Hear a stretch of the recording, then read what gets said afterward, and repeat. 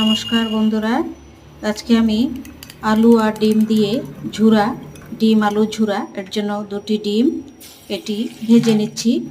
প্রথমে ভাজা হয়ে গেছে, ঝুরা ঝুরা হয়ে গেছে ডিমের ঝুরা। এবার দিয়ে দিচ্ছি আলু, ভেজে নিচ্ছি আলুগুলি। তার মধ্যে আধা চামচ হলুদ আর লবণ 1 চামচ, পেঁয়াজ একটি কুচি, তারপর কাঁচা লঙ্কা কুচি 3টি, তারপর আদা বাটা আধা চামচ, রসুন কুচি 2টি, আর লাল লঙ্কা পাউডার আধা চামচ, আর টমেটো একটি কুচি। হয়ে গেছে ডিম আলু ঝুরা